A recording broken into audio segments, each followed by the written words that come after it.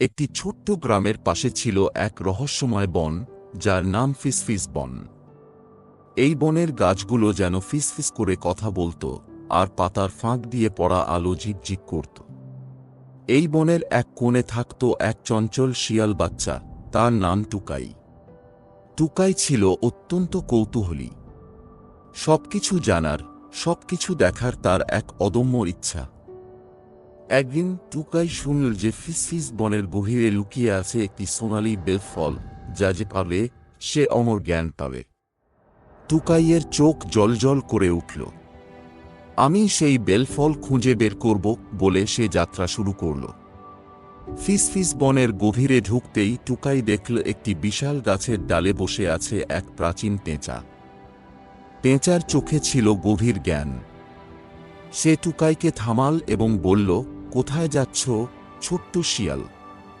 টুকাই উত্তেজিত হয়ে বলল, সোনালী বেলফলের সন্ধানে যাচ্ছি। তুমি কি জানো সেটা কোথায়? পেঁচা মাথা নাড়ল, বলল না। শুনে যাও টুকাই, জ্ঞান শুধু সোনালী বেলফলে নেই টুকাই। জ্ঞান আসে অভিজ্ঞতা থেকে।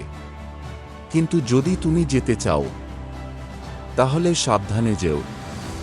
এই বনে তুমি অনেক সমস্যার মুখে পড়তে পারো। টুকাই পেঁচাকে ধন্যবাদ দিয়ে আবার চলতে শুরু করল। কিছুদূর যেতেই সে দেখল একটি চতুর কাঠবেড়ালি একটি বট গাছের ডালে বসে আছে। কাঠবেড়ালিটি হাসতে হাসতে বলল, হ্যালো ছোট্ট শিয়াল, কোথায় যাচ্ছ? টুকাই বলল, সোনালী বেলফল খুঁজতে। কাঠবেড়ালিটি চোখ টিপে বলল, ওহো, সেটা তো খুব কঠিন, কিন্তু আমি তোমাকে সাহায্য করতে পারি যদি তুমি আমার জন্য একটি কাজ কর। টুকাই রাজি হল। কাঠবেড়ালিটি তাকে বলল, ওই বট গাছের ডালে আমার পছন্দের টুপি আটকে গেছে, সেটা নামিয়ে দিতে পারবে? টুকাই গাছে উঠে টুপি নামাল, কিন্তু কাঠবেড়ালি হাসতে হাসতে বলল, ধন্যবাদ, কিন্তু সোনালী বেলফল, ওটা তো শুধু গল্প বলে সে দৌড়ে পালাল। টুকাই বুঝল সে ঠকেছে, কিন্তু হাল ছাড়ল না। এগিয়ে যেতে যেতে টুকাই দেখল একটি ভাঙা দোলনা সেতু। নিচে দিয়ে বয়ে যাচ্ছে খরস্রোতা নদী। সেতুটি এপার থেকে ওপার পর্যন্ত কাঁপছিল। টুকাইয়ের হৃদয় দ্রুত স্পন্দিত হচ্ছিল।